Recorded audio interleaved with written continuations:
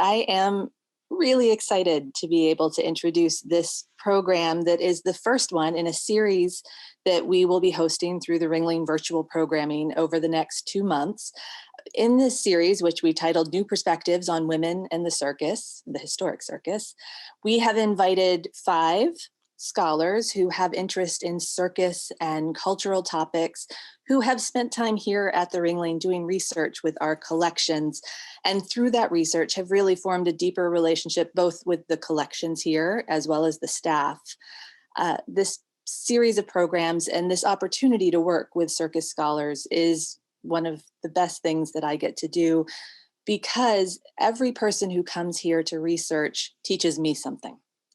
We have an amazing collection here and I learn a lot from the objects, but when I start talking to people who have come here with their own sets of questions, it really enhances the way I think about things. And I'm indebted to those who are kind enough to take their time to talk to me and think through projects and talk about the way they're viewing circus history and helping kind of grow my own. And this particular group has done that in spades.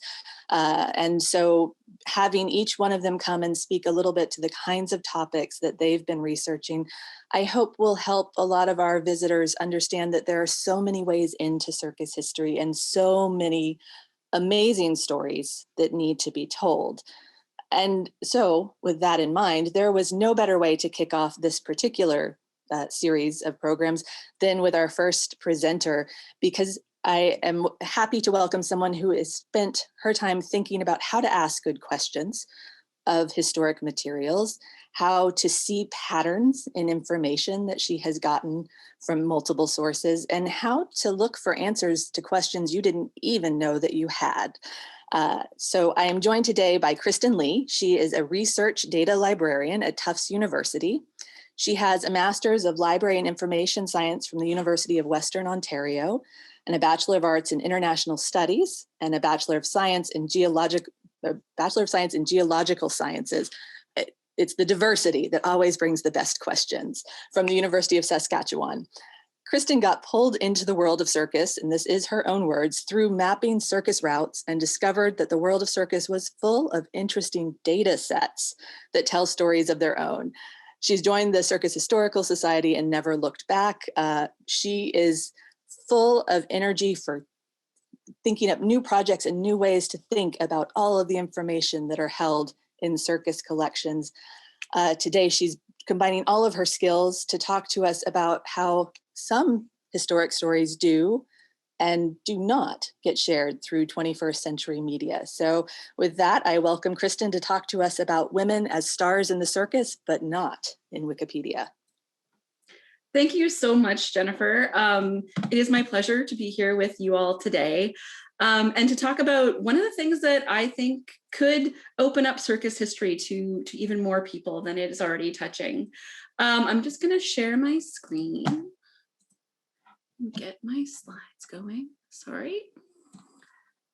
The Zoom bar is always over top of the PowerPoint, controls. All right, so today I'm going to talk about women as stars in the circus, but not in Wikipedia. And what does that mean? So we're going to talk about a little bit about why Wikipedia matters and where we can use it and what we can use it for and how we can use it to get other people excited about the circus. And then I'm going to show an example of one of my favorite women from the circus, Dorothy Herbert, and why she doesn't have a Wikipedia article. What makes it difficult to create that Wikipedia article about her based on some of the Wikipedia rules and policies. And then I'm going to talk a little bit about how we can move forward and what we can do both individually and collectively to improve the information that's out there about all of the amazing women who are part of the circus. So a little bit about me, as Jennifer said, I'm a research data librarian at Tufts. That's me in front of the Jumbo statue. If you aren't aware, Tufts' mascot is Jumbo the elephant. He's out in front of Barnum Hall. Barnum was one of our original trustees. So it was sort of inevitable that I was going to fall into learning about the circus in my daily work. The reason that I started was because I needed a data set to teach with. And I thought there's got to be something circus related out there. And of course there was. The Circus Historical Society's website had routes on it. And I just kind of went from there and sucked a bunch of data down and made some maps and was like, this is super cool. I need to learn more about this. The picture on the right is of Jumbo after he was stuffed. If you're not aware, Jumbo was very tragically hit by a train in 1885 in St. Thomas, Ontario. Barnum had him stuffed, and his stuffed self was displayed at Tufts until the Barnum Hall burned down in 1975. But if you want to see parts of Jumbo, we still have his tail, just as an aside. Come up to Tufts and see it. So I'm kind of approaching the idea of this kind of like, what can we do with Wikipedia? Why does it matter? As setting up a circus tent, right? It takes a lot of different people with a lot of different skills. And there's a lot of different components that we need to put into getting circus history out there. It's not always obvious. The books that come out and the articles that come out aren't always like super easy to find. You have to go hunting for them. And so giving people a landing place or a place to kind of like springboard off of is what I'm hoping to talk about today. Just as an aside, almost all of my images are from the Ringling collections. I put shortened URLs on all of my photos so you can go and look at them on the Ringling website. I think I've got one or two from the Milner as well, but that's where most of the images are coming from today. All right, so here's a quote from Jimmy Wales, who is one of the founders of Wikipedia. He says, "Imagine a world in which every single person on the planet is given free access to the sum of all human knowledge. That's what we're doing." So that was the mission of Wikipedia right from the get-go. So why in circus history do we care about Wikipedia? So Wikipedia, some of the things that Wikipedia is, it's a place to learn about something new. I'm not sure if y'all have done the same thing, but I have definitely gone down Wikipedia rabbit holes and just like clicked on the links within and gone, oh, I want to know more about this or that or the other thing. So it is a place to kind of make those new discoveries and make those connections between things that you might not have thought about before. It's a collection of connected things, places, ideas, and it's actually a pretty good way to find things serendipitously or to find things just by accident. Like when you go into a library and you're scanning the shelves and you're seeing all the books that are next to each other and they're organized that way for a reason. The same thing applies on Wikipedia. Things are connected in very purposeful ways to help you find out more and to help you stumble onto things that you hadn't even thought about. It's also a way to find more sources for further research. We actually tell students when we teach in the library, when they're talking about how to find information, don't cite Wikipedia, but Wikipedia can be a really great place to go and look at the source material that's listed at the bottom and find out where the people are getting their information for Wikipedia. Good Wikipedia articles are very well sourced. That's part of their ideology, is that they want things to come from real information. It's not just a place to make things up. So it can be a place to go and find out, oh, there's a book about that. There's an article about that. I need to find that. It's also part of a larger group of resources. Anyone who knows me knows how much I love data. So Wikidata is really appealing to me. We're going to talk about that way later on. There's also something called WikiQuote, which is another example. I actually backtracked from a paper, that quote that I had from Jimmy Wales, through WikiQuote to the original source. And that's kind of how I found out where it came from in the first place. So you can use it to make those connections between different kinds of materials. Some of the things that Wikipedia is not, it is not a source that you should cite, right? Like, it is meant to be an encyclopedia that is crowdsourced. It is not meant to be something that you cite in your papers and your articles and things like that. You should be able to find out where that information came from to pull into your work. It's very explicitly not what they call a repository of new knowledge. It's not a place for secondary kind of literature to go. You aren't going to write your article in Wikipedia first. You want it published somewhere else. It's not meant to draw from primary sources. And that's actually going to be one of the problems that we talk about later. It's definitely not a replacement for publishing in other places like journals or books or other kinds of projects. It's meant to be supplementary, something that's easy to find, something that's going to show up first in your list of Google hits. And it's definitely, excuse me, not the last place that you should look for information. Like I said, you should really use it as a springboard for that further research. Hopefully, it gives you a taste and leaves you wanting more. So what we're talking about today is how sometimes women especially get left out of Wikipedia. This is from an article, or this is from a book chapter by Jackie Kerner. While Wikipedia has dramatically increased the accessibility of knowledge, the type of knowledge available remains incomplete. And there are some reasons for that. So why is it incomplete? Well, the original creators of Wikipedia shared a very specific point of view, making it hard for others to break in and contribute if they didn't share that point of view. It was created by white, male, cisgender developers, and that's not a bad thing. It's just a very specific point of view. Excuse me. The policies that were created in the early 2000s haven't really been updated to meet more modern kind of sensibilities and ways of thinking about how we share information and where information comes from. And we're going to talk a little bit about three of those things, which are notability, verifiability, and reliable sources. And this is all from Kerner's book chapter, which is available open access, and the link for that is in my references at the end. I had to throw in another, I have 3 pictures of Jumbo in this presentation just because I love Jumbo, but also because Jumbo has a very well-developed Wikipedia article, because there was a lot written about him. You can find out a lot about him. So even though he is an elephant and an animal performer, he has a pretty good Wikipedia article. All right, so let's talk a little bit about those criteria. Notability just means that there needs to be significant coverage in reliable sources that are independent of the subject. The part that's really important there is independent of the subject. That means that memoirs and anything that's written by the subject of the article is not considered as reliable a source as other sources. That's where you get into that primary versus secondary kind of information issue. And significant coverage is also subjective, and it can be subject specific.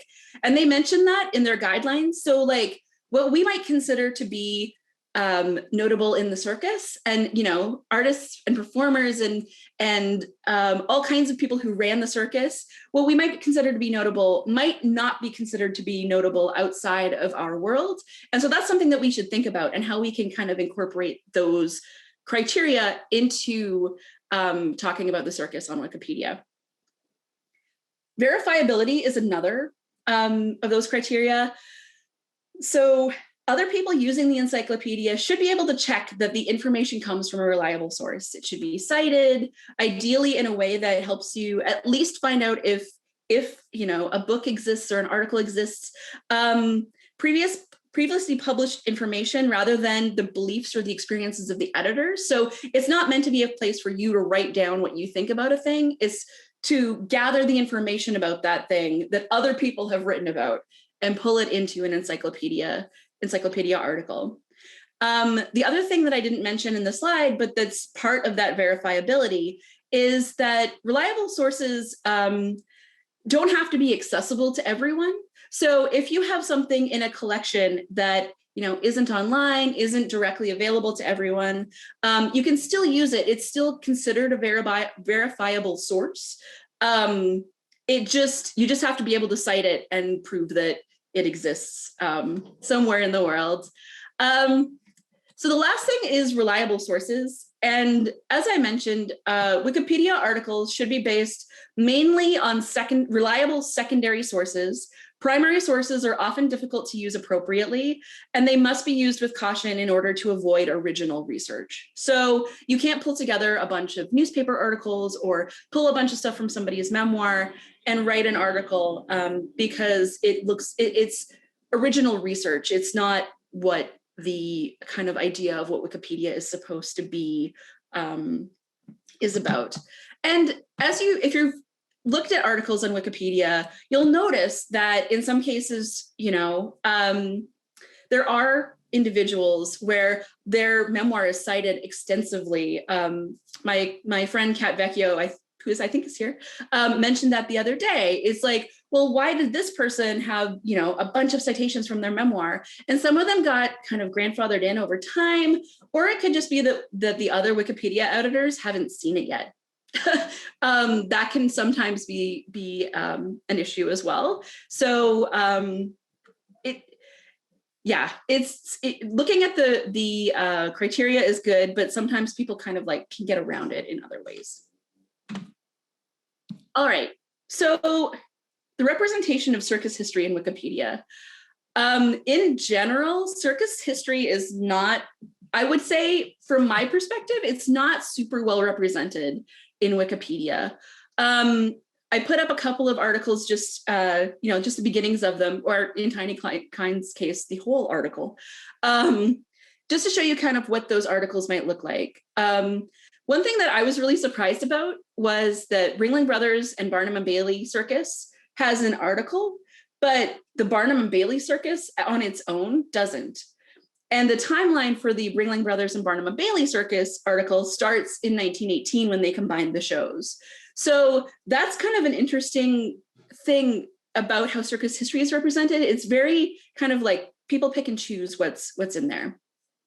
And the article about Tiny Klein, who was an Iron Jaw act and an aerialist, and was Tinkerbell, if you're not aware, at Disneyland.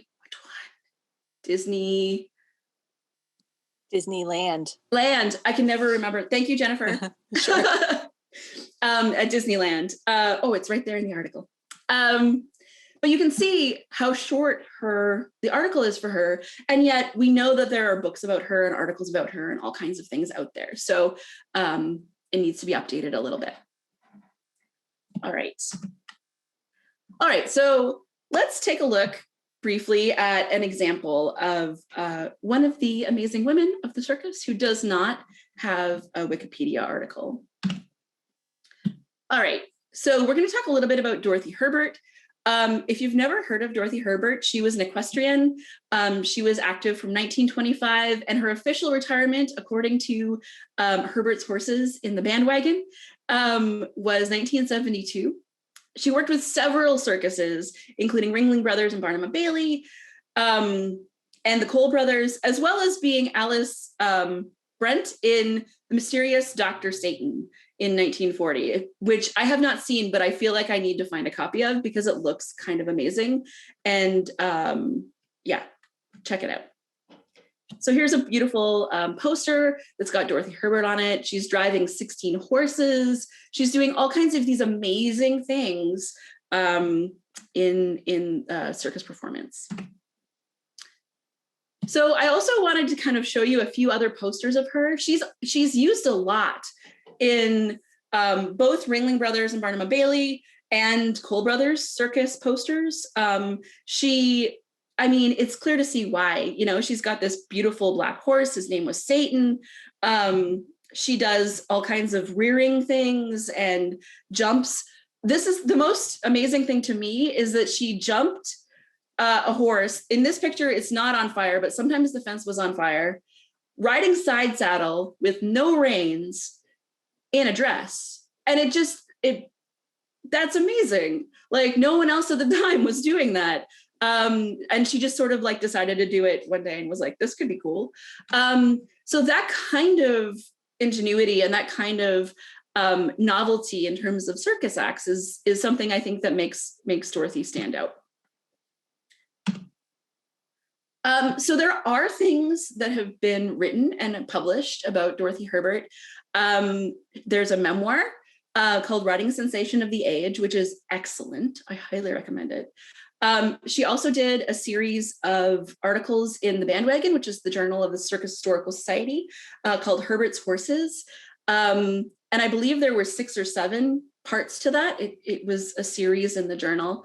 There are newspaper articles. I like the title of this one particularly, Circus's Valkyrie Awaits Challenge.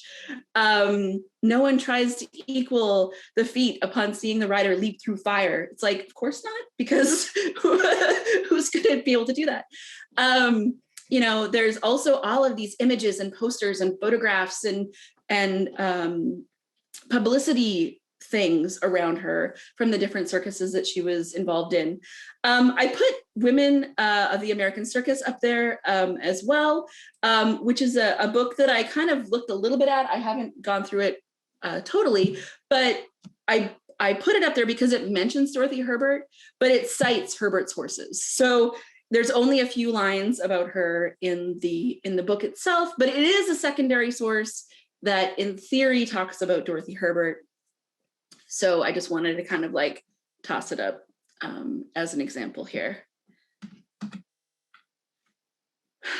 This is a quote from one of the Herbert's Horses articles. She says, "When I first decided to write this book, I thought that I would have a ghostwriter. Then it occurred to me that if someone wanted to read something written by a ghost, they might better consult a spiritualist and get the information firsthand. So for better or worse, I did it myself." And I feel like that happens a lot with circus women. For better or for worse, they did it themselves. They, you know, did their own costuming. They designed their acts. They had all of these wonderful ideas about what they wanted to do in the circus, and they wrote their own stories. Tiny Klein had a memoir. Lavinia Warren had a memoir. Dorothy Herbert had a memoir. Like they put their own stuff out into the world.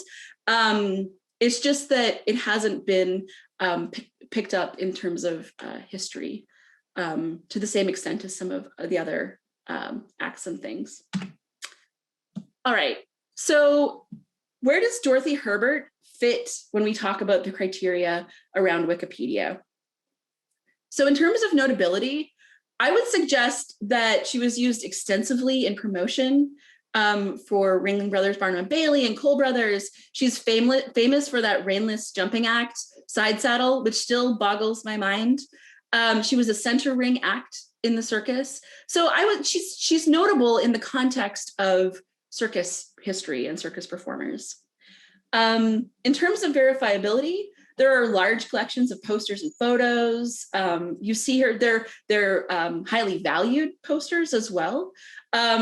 You know, she shows up in route books wherever she was, you know, touring with a particular circus. There are newspaper articles. There are her self-authored articles and the book. And these are all pretty accessible. You can find them, at least you can find the records for them, if not the articles themselves. The problem comes when we hit that reliable sources category. I put 3 dots because in terms of all those criteria about it being a secondary source, it not being original research, all that kind of thing, the sources are really almost all primary, or they're really sparse in detail about her. And that's what makes it hard to write a Wikipedia article about her, is that you just can't find those secondary sources. So what about some of the other women of the circus? This is just a small selection of kind of who I looked up and what was written about them on Wikipedia.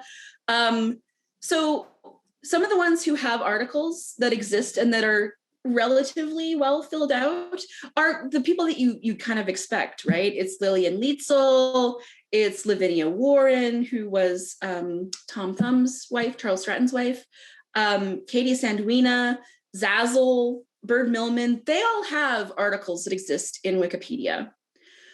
So there are some articles that are, I would say, are insufficient.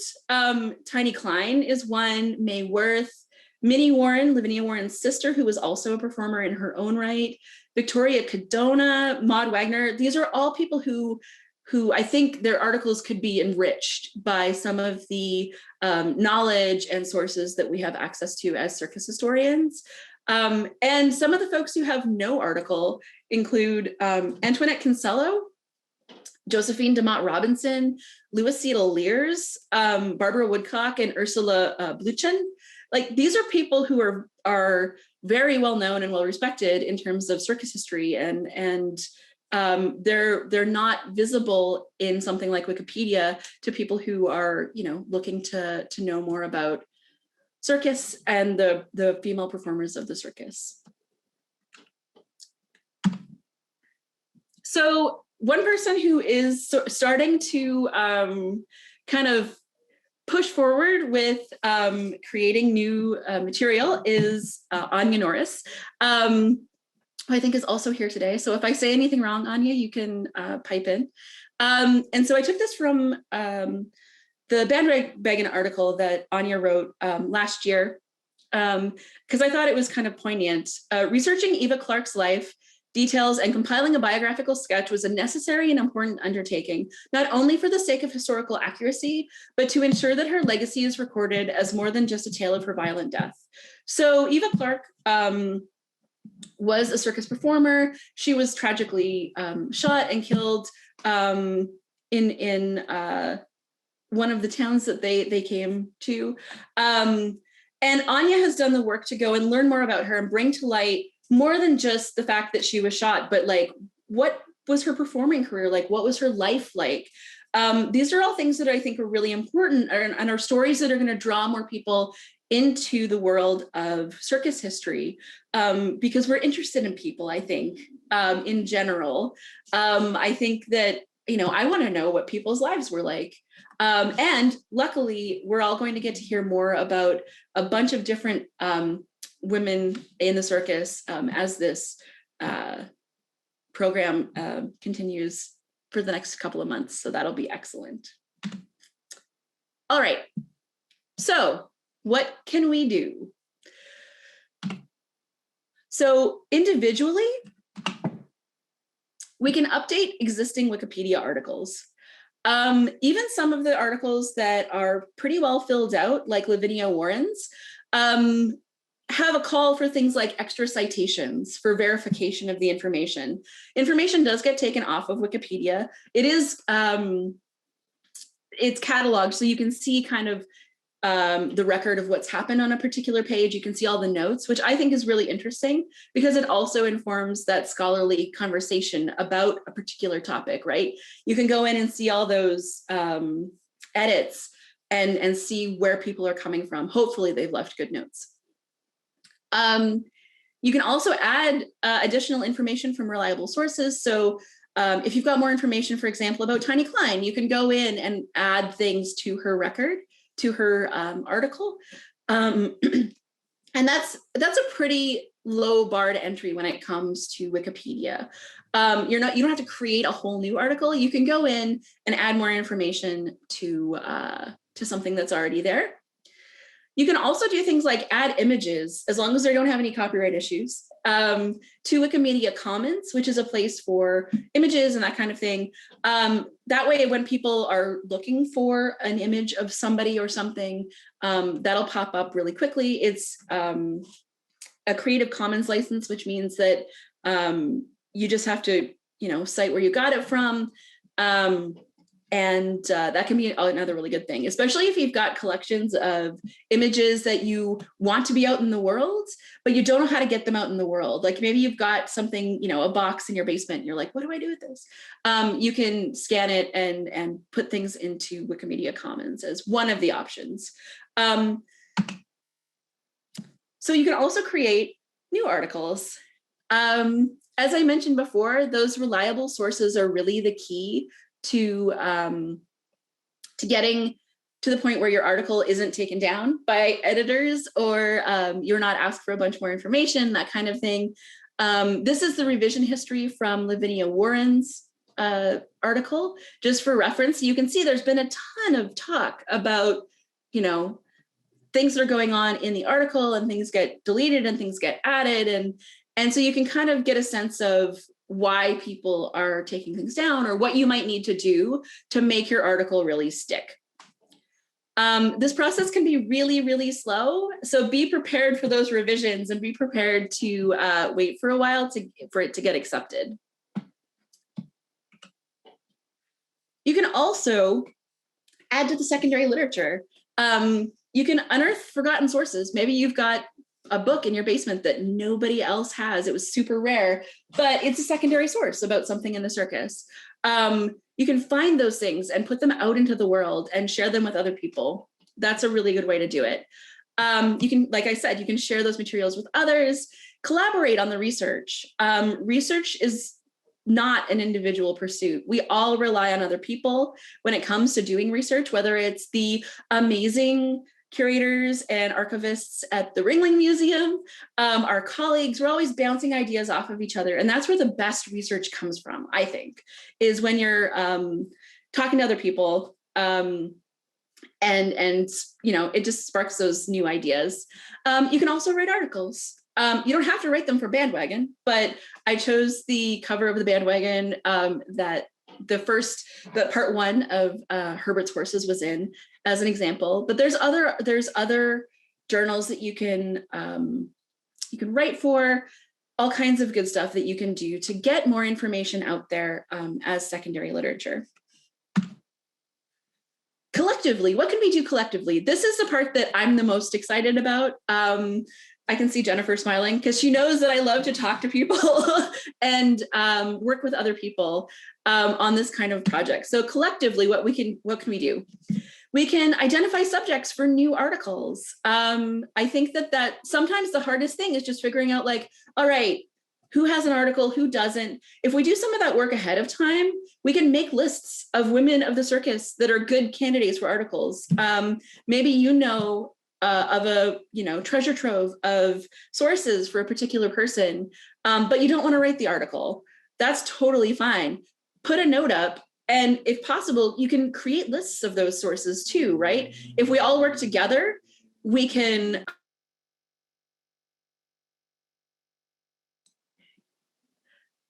I think, am I still muted? No, you're good now. You're good. Good now? Okay. There was a thing on my screen that said I was still muted. So where possible, you also want to create those lists of known sources or just offer to help people, right? Like, this is where it all comes together and we all can work together to put that tent up.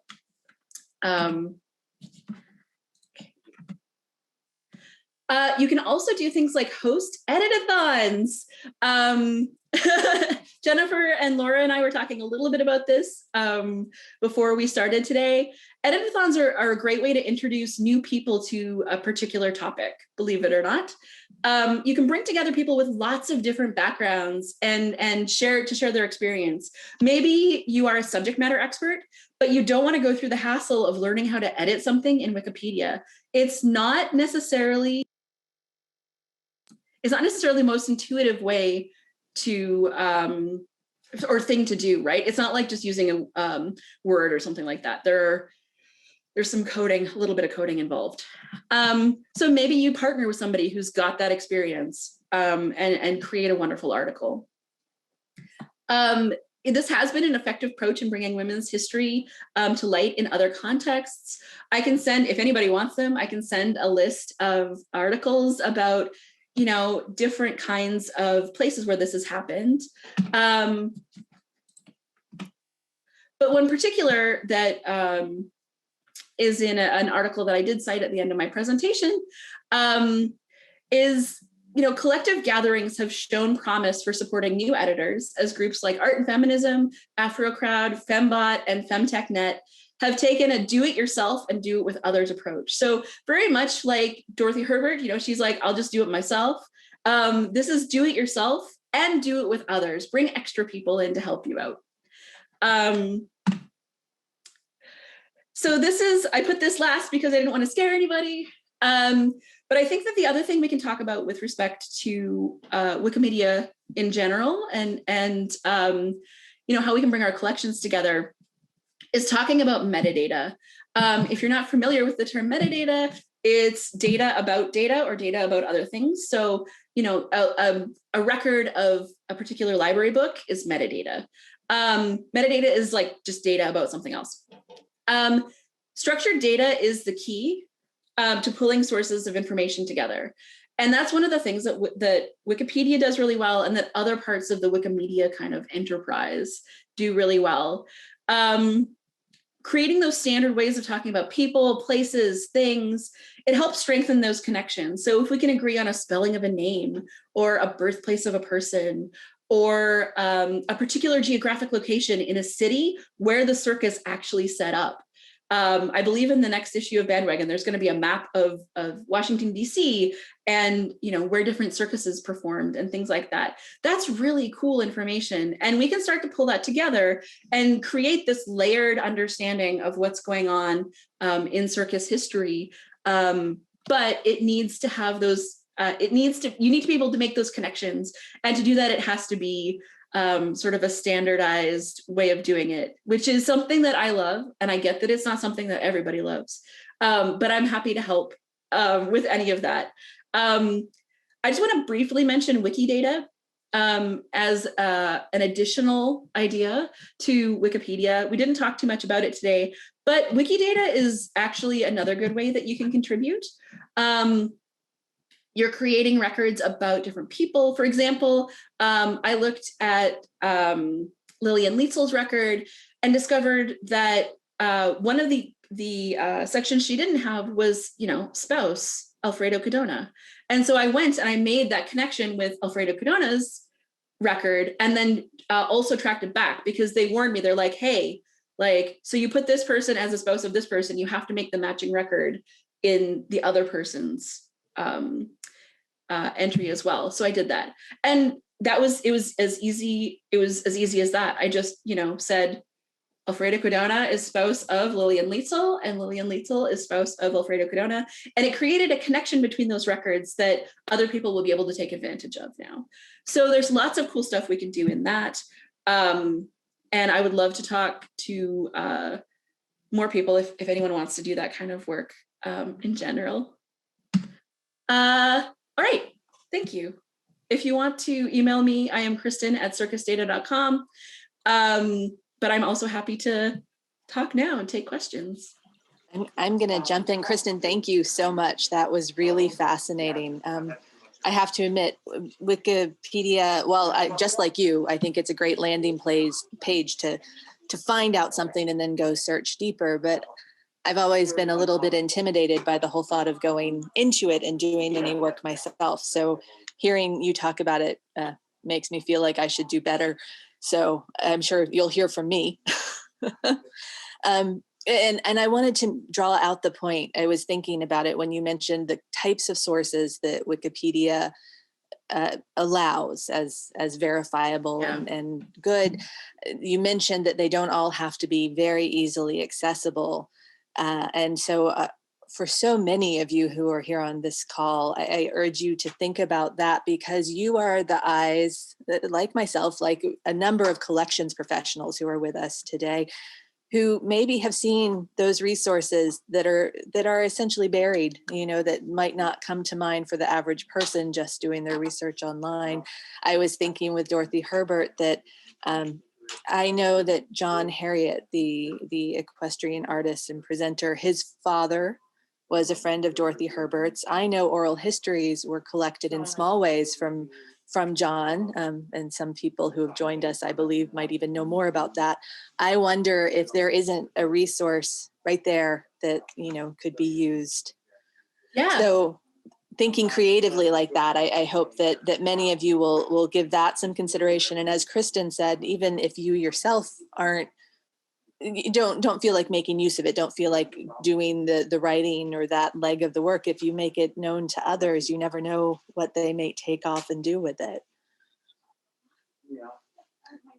And I also, Kristin, I'm going to hold on to you for 1 second, and then we'll, if anyone, please feel free to drop questions into chat, and we could probably open up in different ways in a minute. But when I spoke with Kristin about this program, I was reflecting on the fact that one of the things I've enjoyed in the work with the collections here is how early circus history sheds a very interesting light on women and women's history, because the printed material used to advertise early shows gives you identities of women as well as their accomplishments, at least within the performance venue.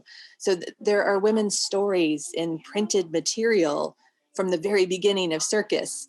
And yet when you talk about the 21st century version of it, it's funny that we almost haven't progressed all that much about how much information we're sharing, right?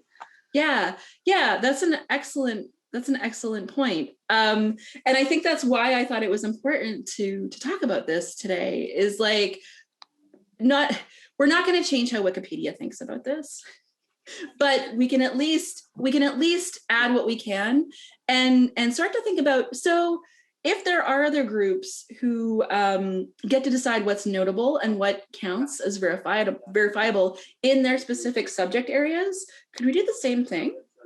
You know what I mean? What counts as notable for someone who worked in the circus?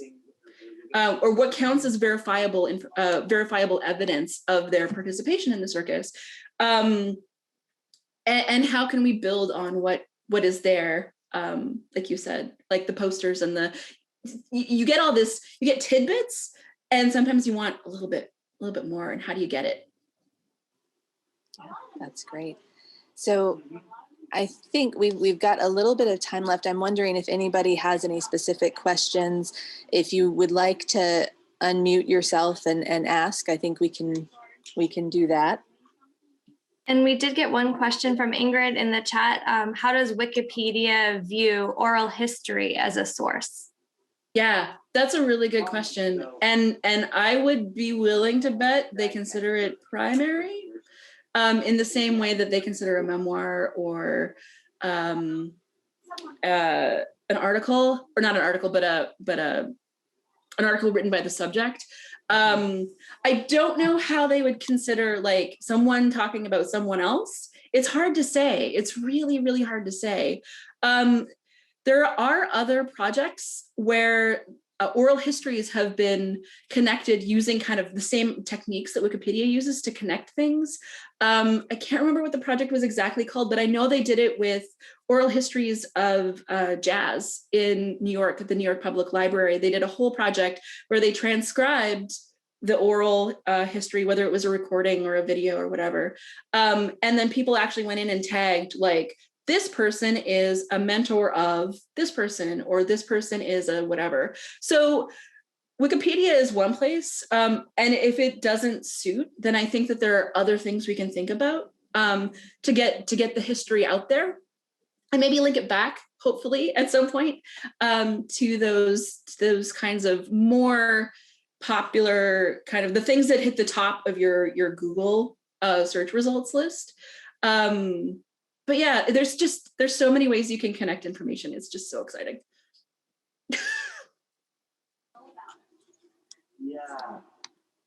Any other questions? Hi, Jennifer. Oh, this is Betsy.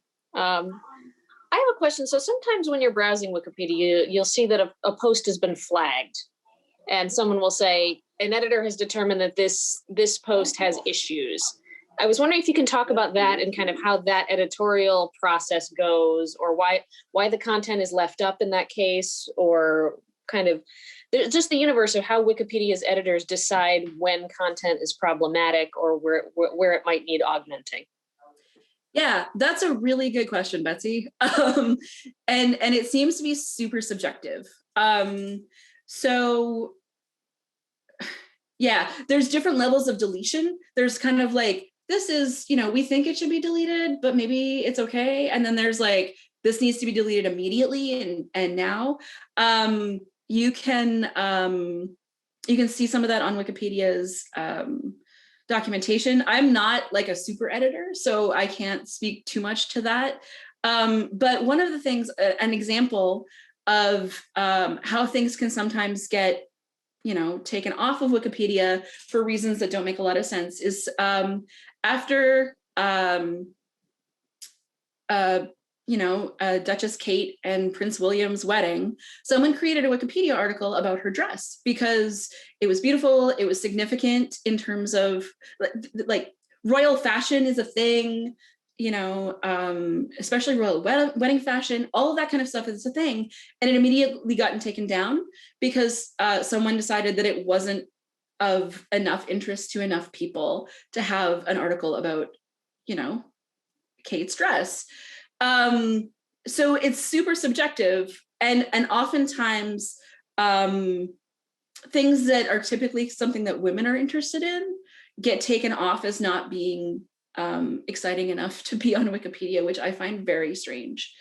You can always go in and kind of dispute it and have those back channel kind of conversations about why it's important or why it should be put back up. But yeah, it's really subjective sometimes, what gets left and what doesn't get left up. Does it sort of answer? Yeah, absolutely. Yeah. If you have any last question, this is your moment. Otherwise, I'm going to take a second to plug the fact that there are more programs coming up. Kristin has kicked us off with a great deal of knowledge, and hopefully we'll just kind of build the foundation of the work that happens with the next sets of programs. 2 weeks from today, on April 20th, Kat Dupont-Vecchio will be joining us to talk about Circus Women Model Wives, performing domesticity at the circus, which I think is going to be a fascinating conversation. Following that, we'll have 3 more programs in this series. Jenny Lee Dupuis will talk about Glitz, Glamour, and Grit, exploring the history of the female aerialist circus costumes. Betsy Golden Kellum will be talking about Lavinia Warren, who Kristin brought up earlier, and the fairy wedding and the birth of celebrity culture. And then we'll wrap this particular series with Amelia Ostrad on May 20th with The Stories We Tell, the presentation of tattooed ladies to the audience. All of these, I guarantee, are going to be fascinating conversations. And I hope that this is a way to kick off a series that the museum will be able to sustain, because we do have amazing people asking really great questions coming through our doors and contacting us through emails. Many of you are right here with us. And I think it's wonderful to have the opportunity to share those insights and the research with a bigger community. So everybody join us for these programs. And also for those of you who are in Sarasota, remember that April 17th is World Circus Day. We'll be celebrating here on the Ringling campus. We have performers coming from Sailor Circus to perform outdoors. And galleries, children are free with adult admission, and we'll have special circus themed snacks and other festivities. For those of you who are not in Sarasota, look online at the World Circus Federation, Fédération Mondiale du Cirque, to look what activities might be happening in your area, because the circus arts deserve as much celebration as they can get. I think that is it. Kristin, I cannot thank you enough, and I can't wait to make plans to edit Wikipedia with everybody here. So thank you. Thank you, Jennifer. Thanks for coming, everyone.